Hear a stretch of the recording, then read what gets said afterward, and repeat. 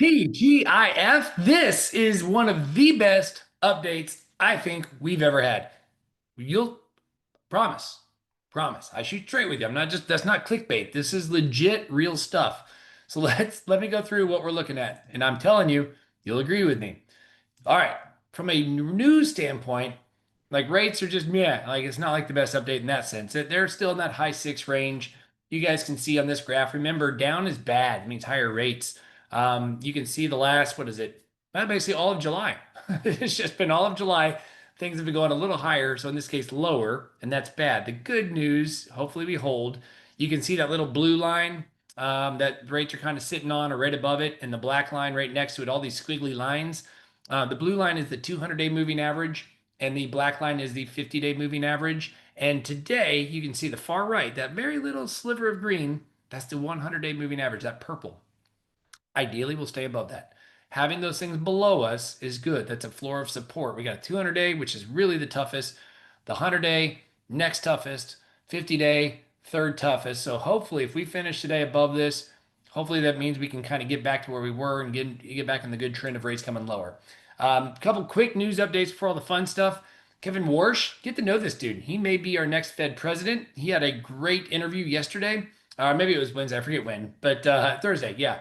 And he basically just kind of just shot it straight. And not trying to get political, good or bad, but he just laid out everything that he agrees or disagrees with on the Fed. He thinks Jerome Powell's not doing a great job. He thinks the Feds are being lemmings, and ultimately just great interview. So I know you're not going to watch it, but just trust me, the dude's great. So as far as inflation and rates go, don't read all this. You don't have to. Just know that inflation came in just a little higher, but still under 3%, which is great. Shelter was, a little component of that, but guess what? It's not been as like obnoxious as it has been as of late. Ultimately, it was kind of just meh. Like people are just kind of saying like, hey, inflation, it's about what was expected. We knew it was going to go up a little bit just because of numbers, but at the end of the day, like it wasn't good, it wasn't bad, it was kind of just meh. So whether or not the Fed cuts in July, I think, and I don't remember the exact stat, but it's like 40 something percent, 42% chance that the Fed cuts in July. There was like a 60 something percent chance they cut in September. So we shall see. My bet, if you're asking me, I don't think they're going to cut in July. So we'll just see. It's kind of the same old, same old. We'll see what happens. All right.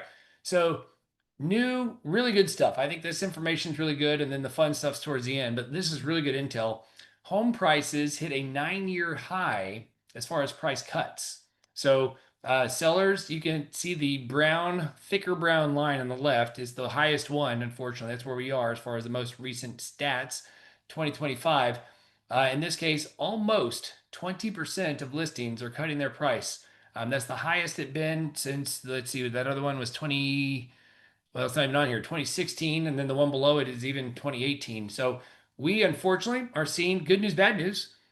Sellers are cutting almost 20% of listings are getting cut. So it is more than what we've seen in past years. Obviously, that means, next slide, the buying power is growing for buyers, right? Because obviously the sellers, having a little tougher time to sell homes. This is the national inventory. That's what this map is showing. And it's up, and I'm going to use round numbers, 30%. So it's 30% year over year. From June of last year to June now, it's up 28.9.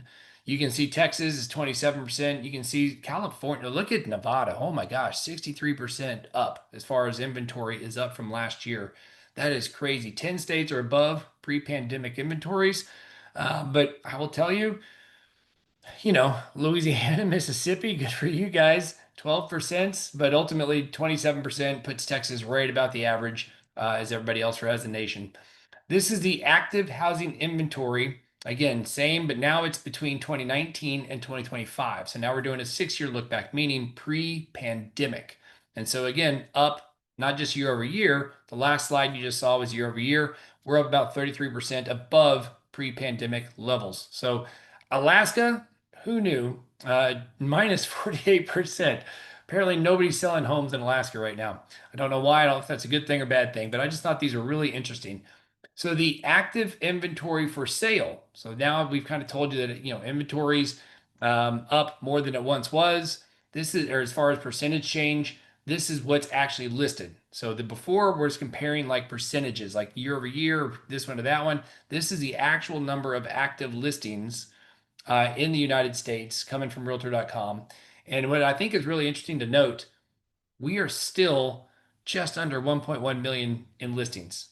Like that's not a lot. If you look at the ones that are above us, 28, 17, 18, 19, it's only now in 2025 that we're not even up to the number of listings. And I would assume, don't have the stats, but I know this is true, US population has grown. Millennials have gotten older. So there's still a very healthy housing market, despite all the gloom and doom those first, maps showed. The reality is, yes, inventory is growing, and yes, price cuts are happening, but that's not necessarily because it's this big bubble. It's just because people are scared about their jobs, about tariffs, about what the Fed may do. Just people aren't buying right now, but that's not to say there's this massive supply or glut or this bubble coming. Because again, we have less homes for sale now than we did in the years leading up to the pandemic, and we have more people in the United States. We have more people coming of age to be homeowners. So again, it's not a bubble. No, things are not good. This graph's not meant to make you feel like, oh, things are wonderful. But the reality is, it's just showing you that I don't foresee myself and many others, people I pay attention to. We don't see the bubble just because of all these things are changing. It just means the market's getting softer, but I don't see the crash or a bubble coming. And this was an interesting graph. Where can you get sorry, where can you get a home for under 300 grand in the United States? Really, really impressive to see. It's basically nowhere in the Northwest. So if you go west of Texas or north of Texas, and I'm shocked that Nebraska and Montana, you can't get a home for under 300 grand based on just some of these numbers. But I thought that was really incredible. Detroit, $109,000 homes. That's crazy. That's the lowest. And apparently St. Louis, Memphis, good grief, and Pittsburgh, Texas, Lubbock, El Paso, San Antonio. You're still under 300 grand. Not Austin, not really Dallas, but still good stuff to see. Featured of the week. If you guys want cross collateralization, if you don't know what that means, there's a whole blog post. It basically means like doing two homes on one piece of land. Yes, we can do it. How do you do it? You can find out more. And then this one I thought was fun. This is some of the fun stuff. Average tips. So Texas, apparently we average when we go out to eat in places like that and have service, we tip 18.7%. You can see some of the darker greens where these people are very generous. Midwest, gosh, they're just good people up there. The Midwest and the North, they're tipping above normal, so good for them. The average tip, or pardon me, the highest was Delaware with 22%, and California, dead ass last 70%. A lot of cheapos out there. Maybe the cost of living just means they can't afford to be out there and tip better. So come on, Cali.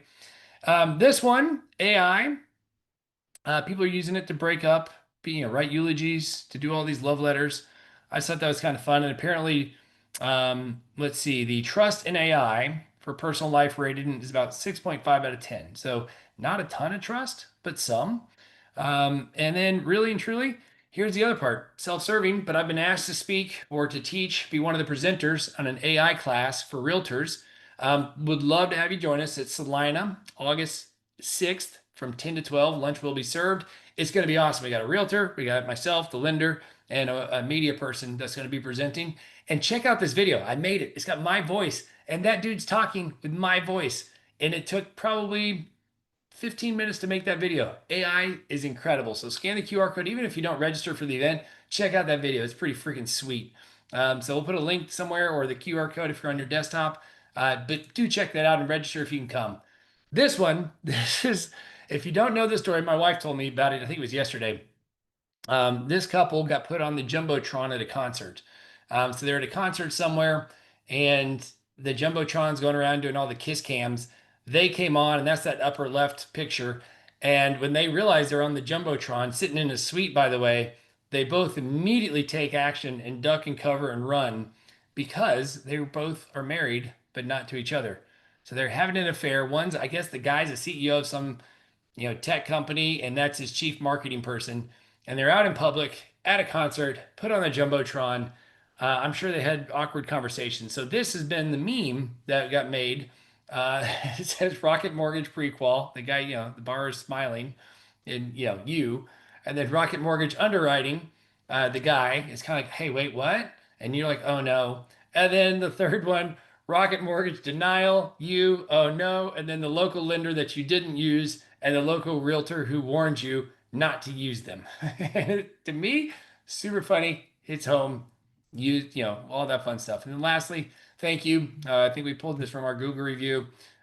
Just great things being said about Crystal at the Mortgage Market team. So big shout out to Crystal and taking good care of our clients. We always appreciate that. And guys, you know what to do. Come on, forward, share, subscribe, and check out that video about the AI thing. It is sweet. It is awesome. It is great. It is wonderful. And as always, appreciate you watching. I know these videos aren't short. I've been told that they're really good intel, so I hope you like it. Yes, I could make them shorter, but I'm making them because I think they're interesting. So hope you have a great and wonderful rest of your week. Thanks for watching. And just remember, when you think mortgage, think Mark.